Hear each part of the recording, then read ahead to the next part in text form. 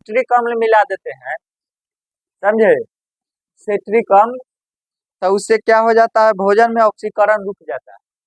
भोजन में, या तो भोजन को रेफ्रिजरेटर में रख दीजिए, रेफ्रिजरेटर में रख दीजिए, फ्रिज में, उसको फ्रिज बोला जाता है, रेफ्रिजरेटर कहा जाता है शुद्ध नाम, ठीक है।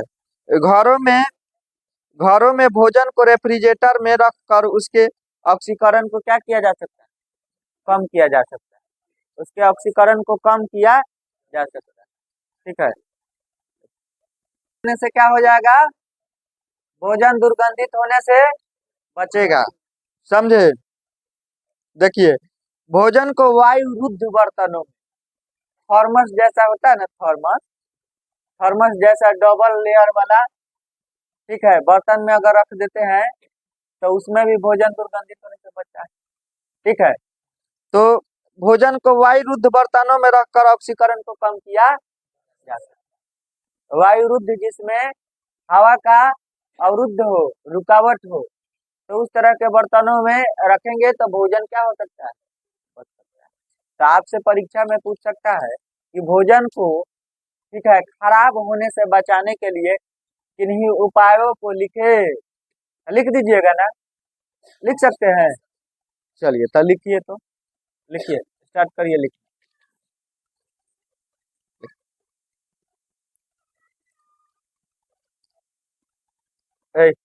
उन्हें कहाँ यार, बैग हटाओ इधर से, तो दुर्गंधित होने से, भोजन को दुर्गंधित होने से, भोजन को दुर्गंधित होने से,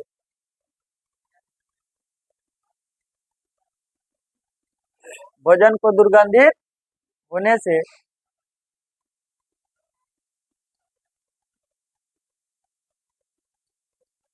ठीक है, रोका जा सकता है,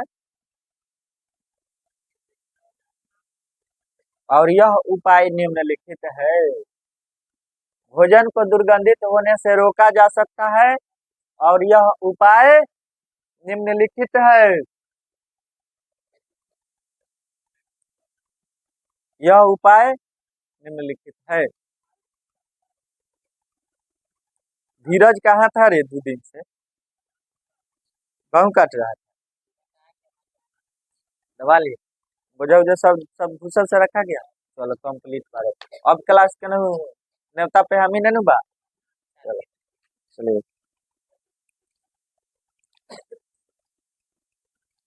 इनके उपाय निम्नलिखित, पॉइंट नंबर 1 डालिए, लिखा जाए।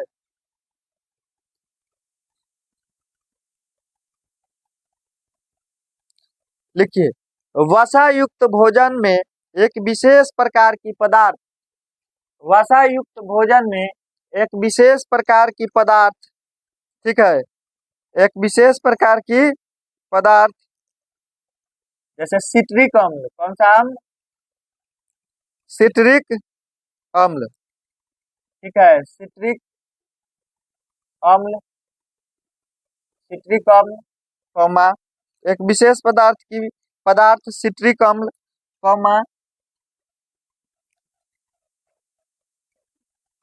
लेसिथिन, ठीक है, और जिसे क्या कहा जाता है जी, जिसे antioxidant, anti anti oxidant, oxidant, antioxidant पदार्थ मिला देने पर,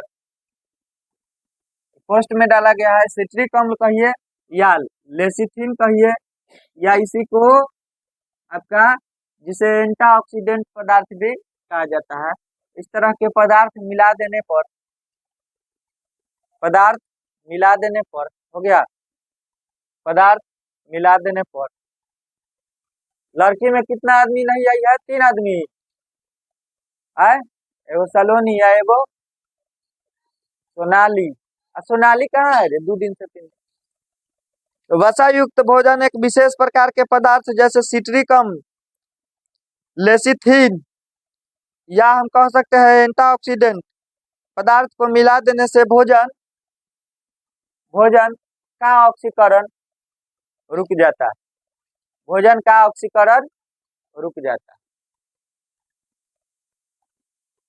भोजन का ऑक्सीकरण रुक जाता है।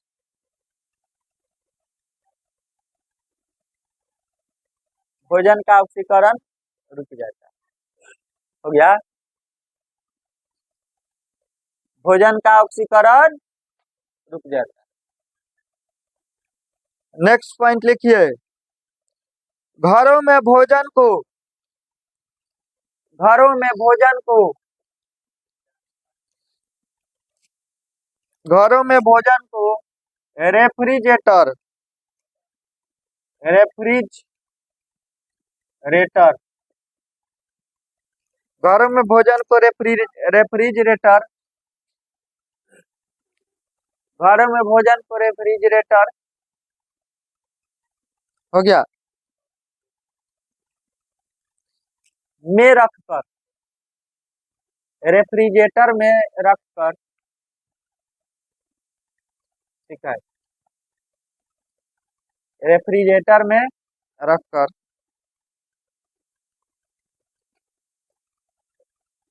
उसकी ऑक्सीकरण को कम किया जा सकता है, रेफ्रिजरेटर में रखकर उसके ऑक्सीकरण को कम किया जा सकता है।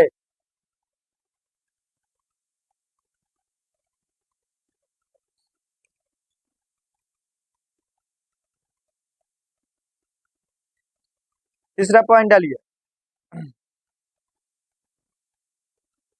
घरों में भोजन को क्या चीज में रख के बाबू, रेफ्रिजरेटर में रख के उसके ऑक्सीकरण को कम किया जा सकता है। तीसरा पॉइंट लिखिए, लिखिए तो, भोजन को वायुरुद्ध बर्तनों में, भोजन को वायुरुद्ध बर्तनों में, वायुरुद्ध बर्तनों में,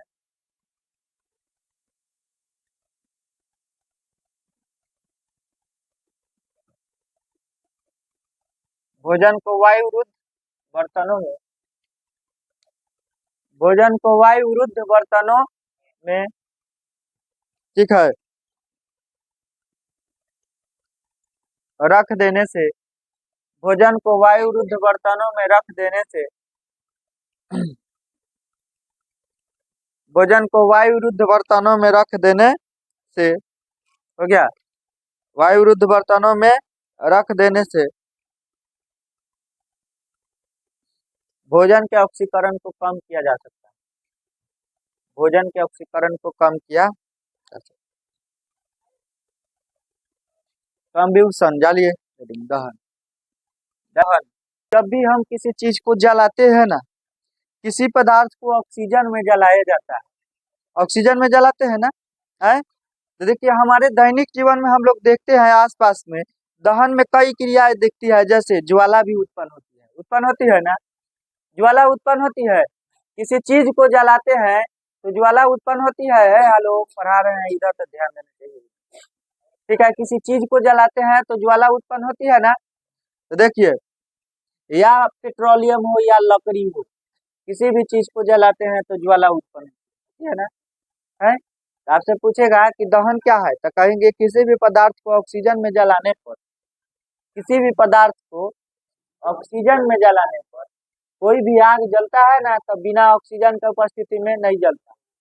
आग जला दीजिए और बहुत हेवी बर्तन से ढक दीजिए जिससे ऑक्सीजन नहीं जाए तो आग बुझ जाए, बुझ जाएगी ना, है, तो देखिए जब किसी पदार्थ को जलाते हैं तो जलाने के क्रम में ऑक्सीजन के उपस्थिति में, ठीक है, ऊष्मा और प्रकाश उत्पन्न होता है, तो इस जलने के क्रिया को क्या कहते हैं, इस जलने के क्रिया को क्या कहते हैं। दहन की क्रिया में ज्वाला उत्पन्न होता है कि नहीं, फ्लेम उत्पन्न होता है कि नहीं, होता है ना, तो पहले डालिए तो दहन और लिखिए, ठीक है, दहन लिख के डैश मारे, हो गया, चलिए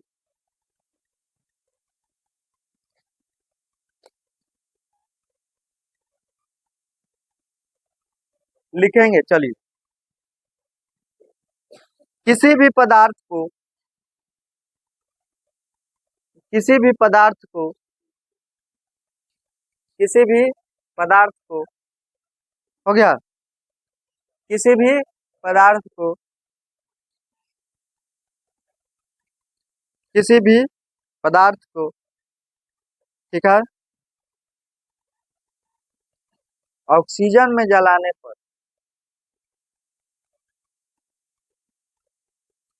साइंस का अभी टेस्ट नहीं ना हुआ है, तो संडे को साइंस का लिया जाएगा त्रिकोणमिति का। हाँ चलिए, किसी भी पदार्थ को हो गया, ऑक्सीजन में जलाने पर किसी भी पदार्थ को ऑक्सीजन में जलाने पर ऊष्मा और प्रकाश उत्पन्न होते हैं। ऊष्मा और प्रकाश उत्पन्न होते हैं।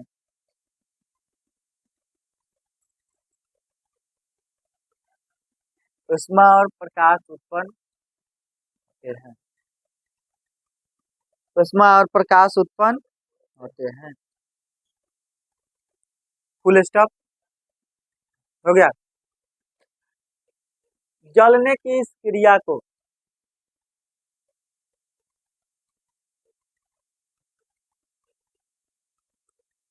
जलने की इस क्रिया को जलने की इस क्रिया को ठीक है, हमारे सामने से पर्दा तो नहीं खोलो, नजर के सामने से बाहर साइकिल ऊपर होता है। जलने की इस क्रिया को बस उधर वाला लगा दीजिए। जलने की इस क्रिया को ठीक है दहन कहते हैं। जलने की इस क्रिया को क्या कहते हैं? दहन। ठीक है, अब नोट करके डालिए, नोट नोट NOT नोट, सौटकिया का नहीं। ठीक है, नोट हो गया, डालिए नोट, लिखिए दहनशील पदार्थ और लिख के डस मारिएगा। दहनशील पदार्थ और लिख के डस मारिएगा। दहनशील पदार्थ लिख के डस मार। ठीक है, लिखिए वैसा पदार्थ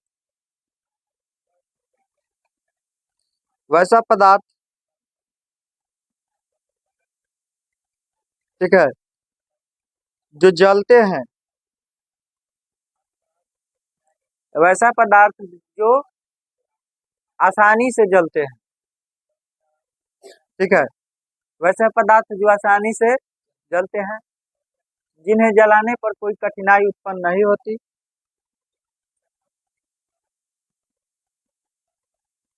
ठीक है, जिन्हें जलाने पर कोई कठिनाई उत्पन्न नहीं होती।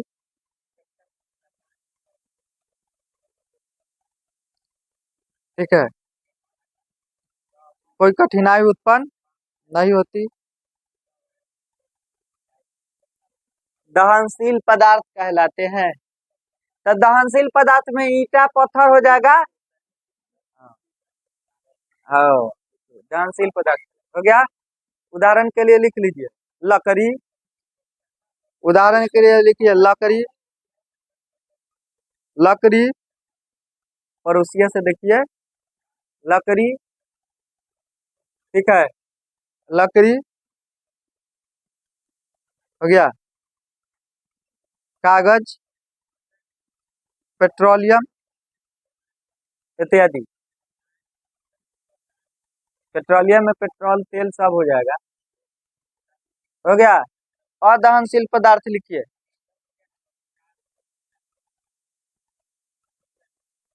वैसा पदार्थ जिन्हें जलाने पर आसानी से नहीं जलते। वैसा पदार्थ जिन्हें जलाने पर आसानी से नहीं जलते।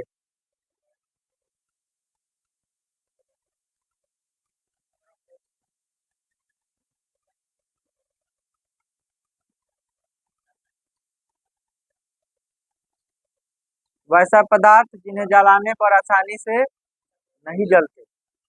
ठीक है, आसानी से नहीं जलते, अदहनशील पदार्थ कहते हैं।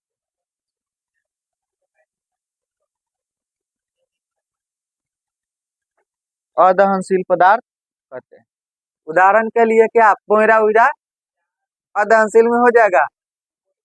पोयरा खर, अरे उल्टा बोल रहे हैं, सीधा पकड़ो। पोयरा उरा हो जाएगा। लिखिए लिखिए बालू पत्थर ईंट, बालू पत्थर ईंट कोयला जल जाता है। बालू पत्थर ईंट इत्यादि। पेट्रोलियम कह दिए तो पेट्रोलियम में कोयला भी आ जाए। हो गया। दहन के लिए आवश्यक शर्त देखिए, दहन आपका जलना कब संभव होता है, तो इसके लिए क्या क्या जरूरत होता है, वही है दहन के लिए आवश्यक कौन कौन सा ऐसा कारण है जिससे किसी पदार्थ को जलना संभव होता है। दहन के लिए आवश्यक शर्त, ठीक है।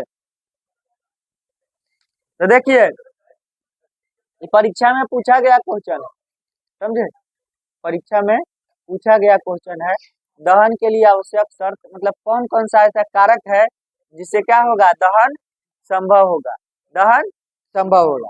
तो देखिए सबसे पहले तो दहनशील पदार्थ की उपस्थिति होना चाहिए। कौन सा पदार्थ का, दहनशील पदार्थ जो जलने वाला हो। दहनशील पदार्थ की उपस्थिति होगा तभी पदार्थ क्या होगा, जलेगा, ठीक है।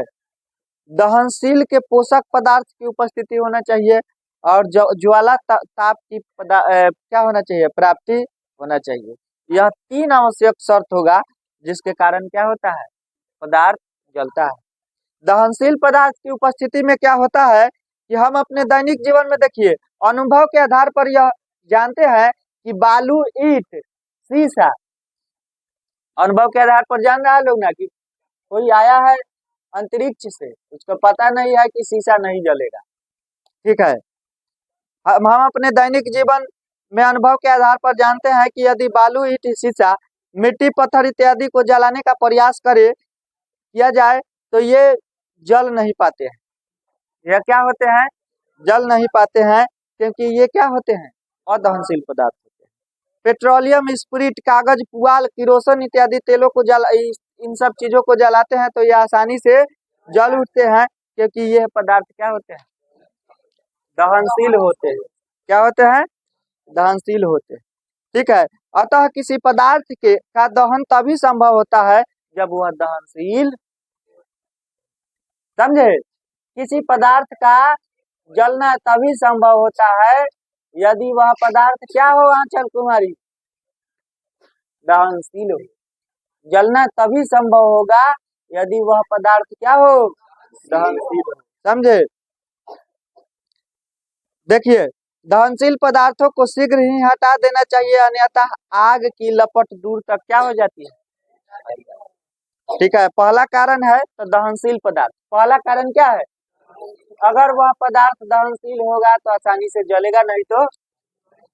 दूसरी बात, दहन के लिए पोषक पदार्थ की जरूरत होना चाहिए, जैसे ऑक्सीजन है, दहन के लिए पोषक पदार्थ की भी आवश्यकता होना चाहिए, समझे ना।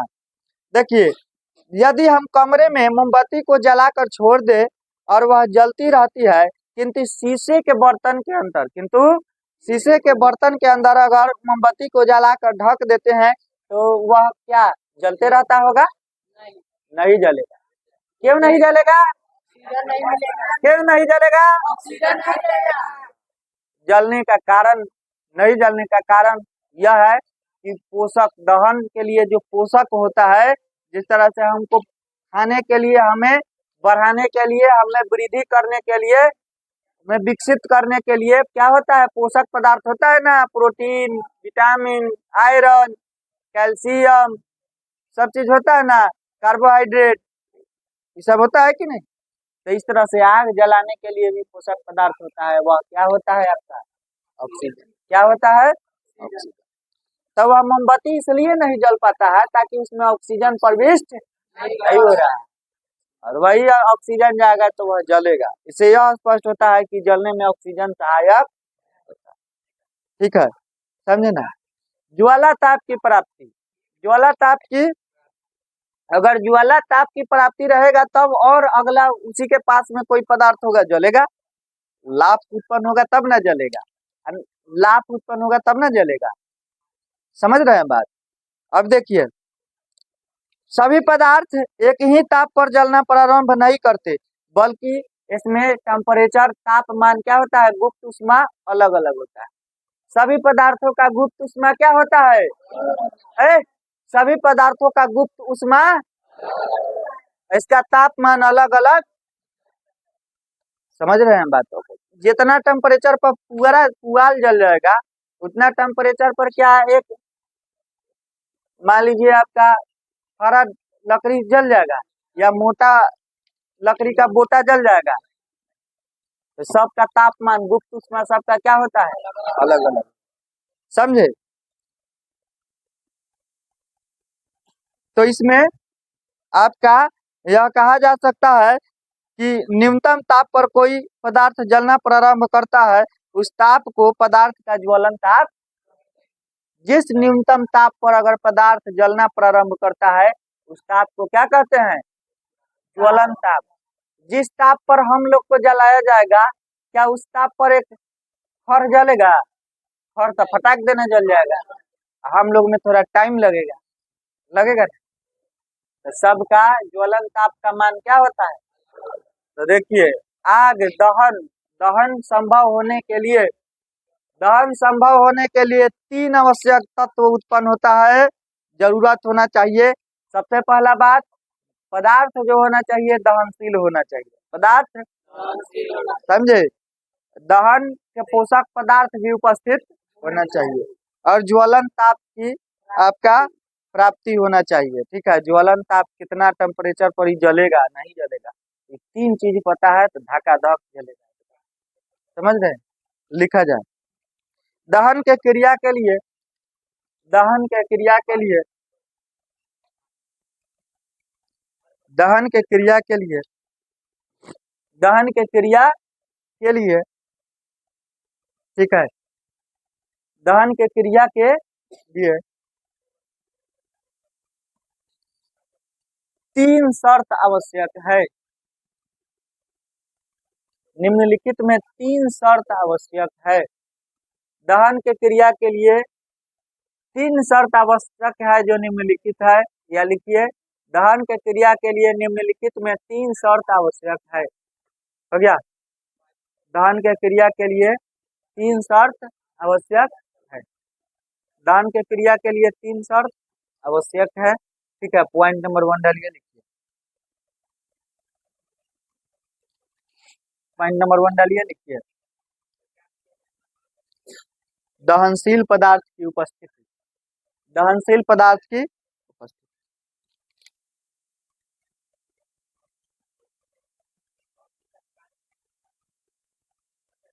ठीक है, दहनशील पदार्थ की उपस्थिति 10 मार्क लिखना है यहाँ पे। दहनशील पदार्थ की उपस्थिति 10 मार्क लिखिए, दहनशील पदार्थ की उपस्थिति लिखिए। हम अपने दैनिक जीवन में, हम अपने दैनिक जीवन में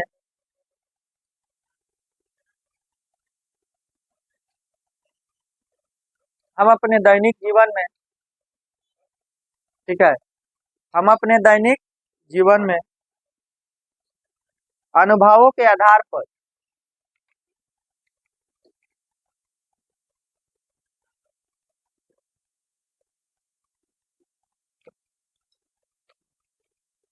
अनुभवों के आधार पर जानते हैं कि, अनुभवों के आधार पर जानते हैं कि यदि बालू, ईंट, शीशा, यदि बालू, ईंट, शीशा, हो गया, शीशा, मिट्टी, पत्थर इत्यादि को जलाते हैं, इत्यादि को जलाते हैं, निशा, बालू, मिट्टी, ईंट, पत्थर, शीशा इत्यादि को जलाते हैं, हो गया, इत्यादि को जलाते हैं तो ये आसानी से नहीं जलते, तो ये आसानी से नहीं जलते, तो ये आसानी से नहीं जलते।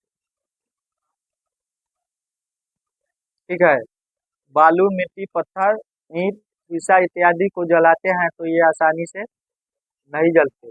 लेकिन लेकिन लेकिन पुआल, लेकिन पुआल, लकड़ी, लेकिन पुआल, लकड़ी, ठीक है, पुआल, लकड़ी, समझे, पेट्रोल, स्प्रिट,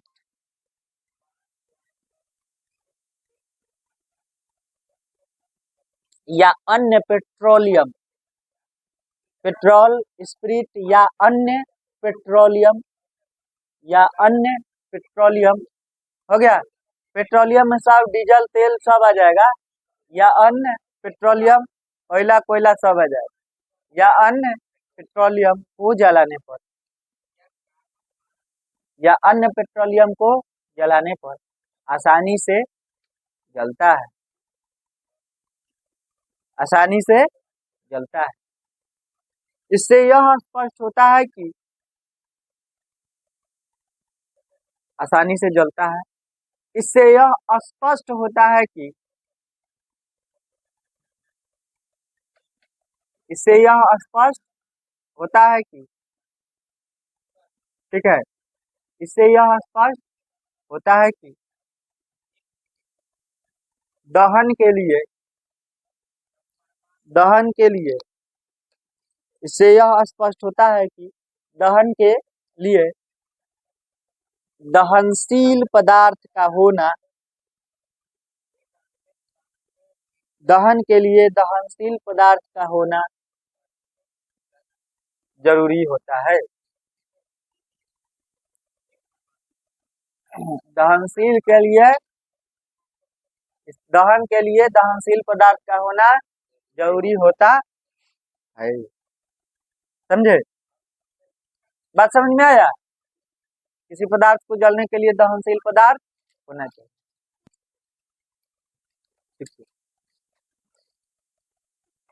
दहन के लिए, दहन के लिए पोषक पदार्थ, दहन के लिए पोषक पदार्थ, और लिख के डैश मारिए।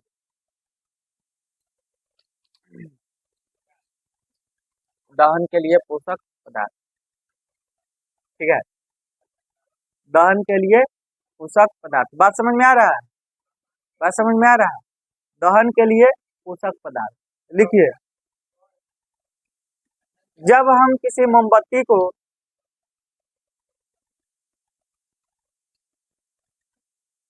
जब हम किसी मोमबत्ती को जलाकर, जब हम किसी मोमबत्ती को जलाकर कमरे में छोड़ देते हैं, जब हम किसी मोमबत्ती को जलाकर कमरे में छोड़ देते हैं तो वह, तो वह कमरे में छोड़ देते हैं तो वह, हो गया, लंबे समय तक जलते रहता है, तो वह लंबे समय तक जलते रहता है।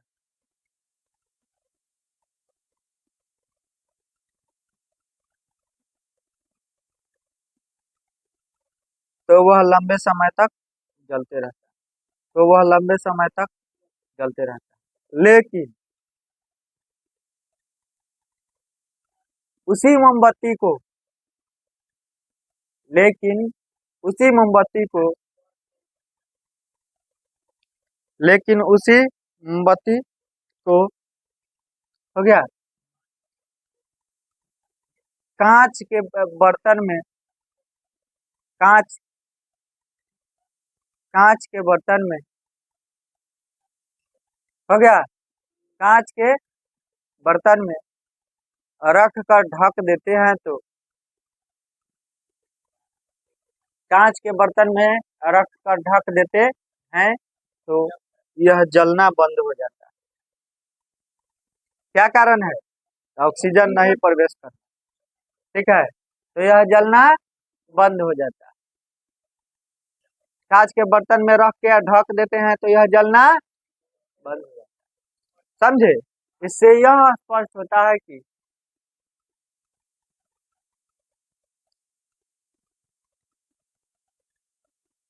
इससे यह स्पष्ट होता है कि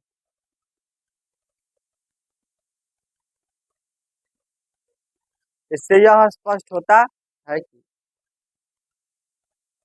दहन के लिए पोषक पदार्थ हवा, दहन के लिए पोषक पदार्थ हवा भी उपस्थित होना चाहिए। पोषक पदार्थ हवा भी उपस्थित होना चाहिए। चलिए ठीक है, काम खत्म।